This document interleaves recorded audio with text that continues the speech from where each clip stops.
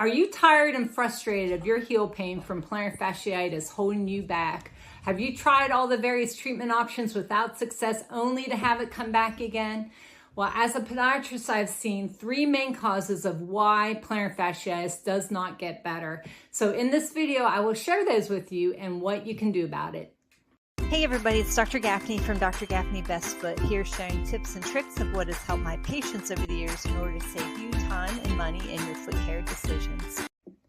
Okay, before we get started, please check out my videos on how to stop plantar fasciitis so you can understand what it is and the various treatment options. I go into depth in those videos. Okay, also in this video, it assumes you have the proper diagnosis of plantar fasciitis. So if you have not been diagnosed by your healthcare practitioner of having plantar fasciitis, please go get proper diagnosis, because heel pain can be from a lot of different things. You could have a stress fracture, you can have referred pain from your back pathology, you can have a pinched nerve, so there's a lot of different causes.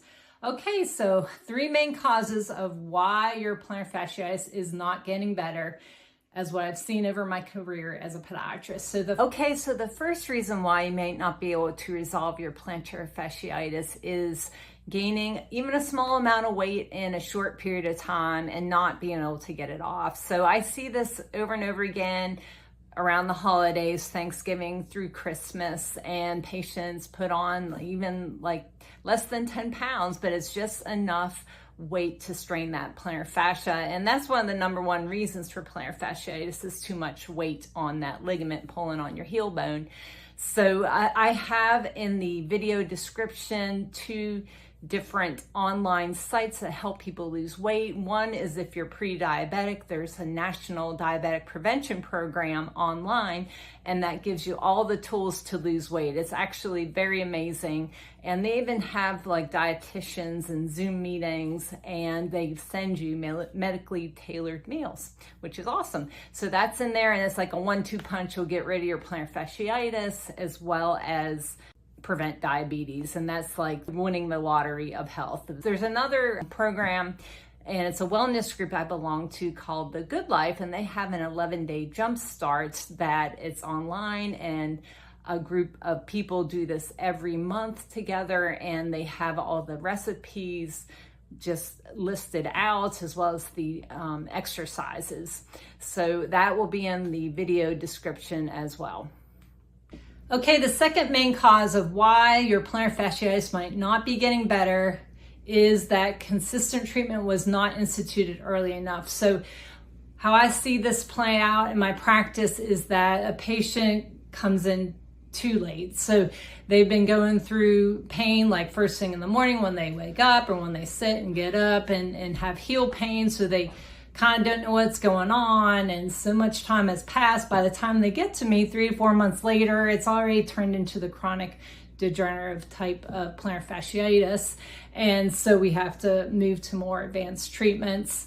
But also too, like, we can have a patient come in early and they just want something to take care of their heel pain, a quick fix, and that usually is a cortisone injection. And surprisingly enough, people come in asking for cortisone injections, but it is a double-edged sword.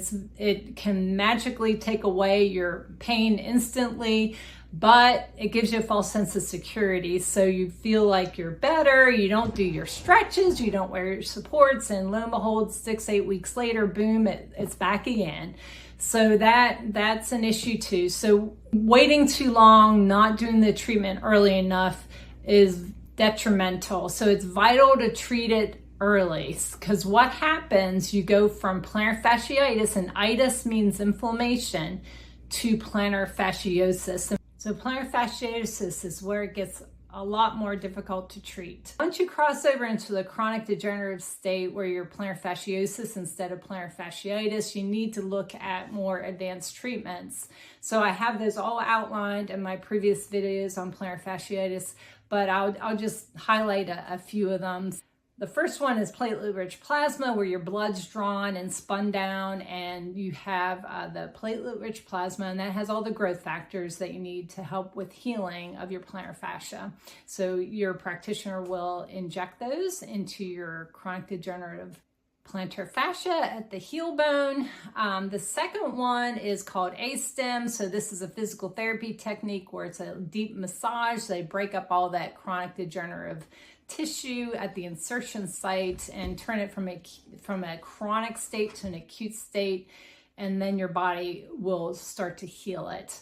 The third one is shockwave. It works really well. So shockwaves are used to break up all that scar tissue, that fibrotic tissue, and again, turn it from the chronic degenerative state to an acute state, which is more apt to heal.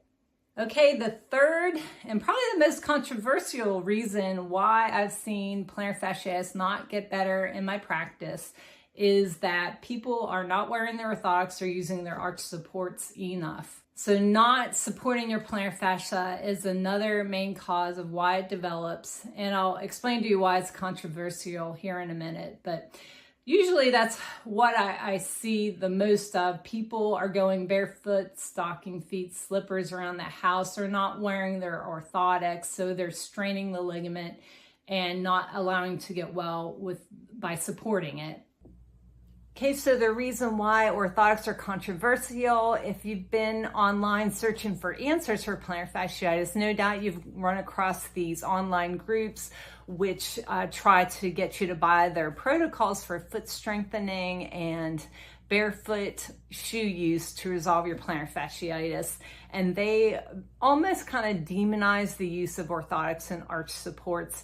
And the problem with that is it kind of goes counter to recommendations and guidelines by major physician groups in the United States, which all support the use of orthotics when you're treating plantar fasciitis. So those groups include the American Academy of Orthopedic Surgeons, the American Academy of Family Physicians, the American Podiatric Medical Association, and the American Academy of Foot and Ankle Surgeons. So those are pretty reputable groups, and they all advocate for the use of orthotics. And orthotics are very important when you're trying to get that strained ligament to heal. Now, foot strengthening has been shown to help with plantar fasciitis, and I do incorporate that into my treatment protocols, but only adjunctively and part of the overall treatment plan, which includes the support and the stretching and everything that I detail out in my plantar fasciitis videos. And they kind of follow along and have similar treatment guidelines as